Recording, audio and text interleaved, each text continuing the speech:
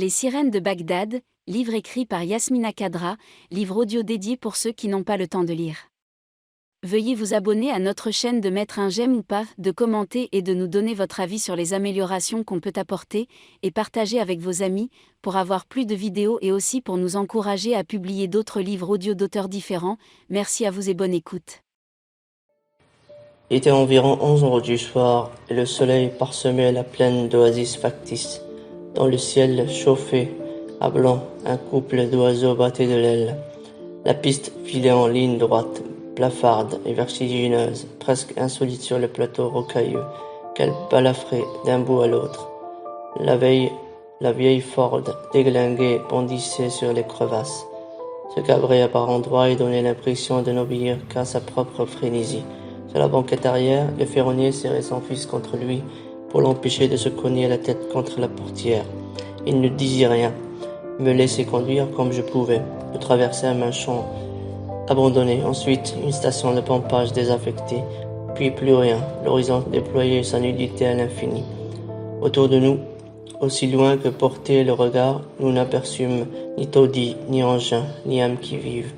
Le dispensaire se trouvait à une 60aine de kilomètres à l'ouest, dans un village récent où les routes étaient asphaltées. Il y avait aussi un commissariat et un lycée que les nôtres boudaient pour des raisons qui m'échappaient. « Tu penses qu'il y a assez de carburant ?»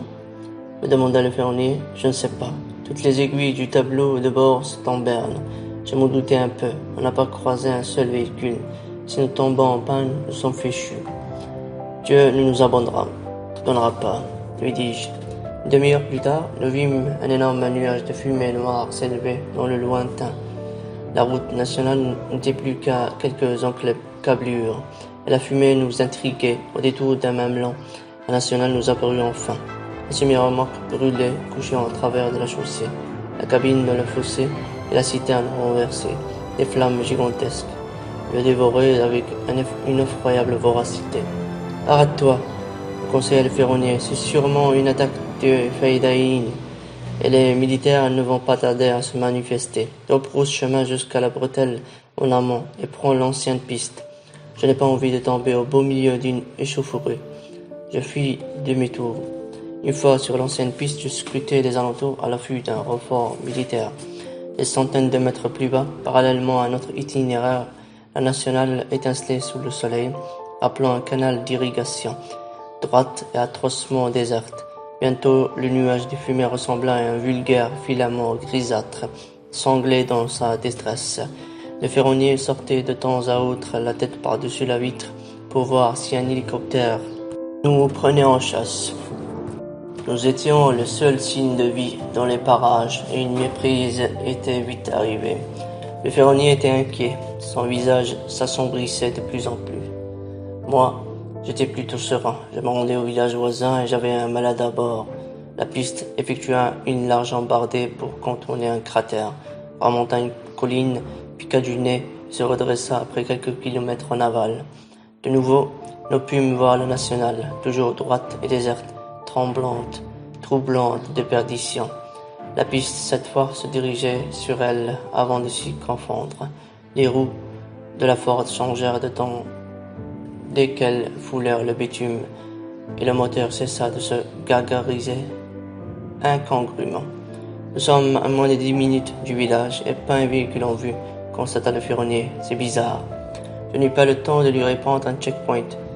Nous barrer la route, avec des herses de part et d'autre de la chaussée. Deux engins bariolés occupaient le bas-côté, la mitrailleuse aux aguets. En face, dressée sur un tertre, une guérite de fortune se barricadait derrière des fûts et des sacs de sable. « Reste calme, » dit le ferronnier, et son souffle me brûla le creux de la nuque. « Je suis calme, me rassurai-je. Nous n'avions rien à nous reprocher et nous avons un malade à bord, et ils ne vont pas nous faire des misères. Où sont les soldats ? Ils sont tapis derrière le remblai. Je vois 2 casques. Je crois qu'ils nous observent avec des jumelles. » « D'accord, tu rétrogrades et tu avances lentement. Fais exactement ce qu'ils vont te dire. Ne t'inquiète pas, ça va aller. » Ce fut un soldat irakien qui quitta le premier son abri pour nous faire signe de nous ranger à hauteur d'un panneau de signalisation planté au milieu de la voie. Je m'exécutais. Tu éteins le moteur, m'ordonna-t-il en arabe. Ensuite, tu gardes les mains sur le volant. N'ouvre pas le portière et ne descends pas, sauf quand on te le demande. Tu as entendu? Il se tenait à bonne distance, le fusil orienté sur mon pare-brise. Tu as entendu? J'ai entendu. Je garde les mains sur le volant et je ne fais rien sans autorisation. Très bien. Vous êtes combien à bord? 3. Nous. Réponds seulement aux questions que je te pose. Et pas de gestes brusques. Pas de gestes courts. Compris?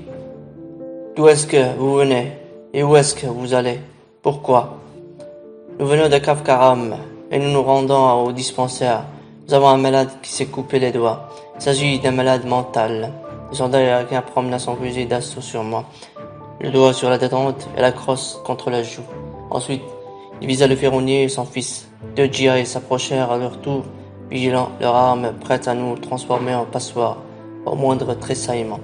Je gardai mon calme, les mains bien en vue sur le volant. Derrière moi, la respiration du ferronnier cafouillait.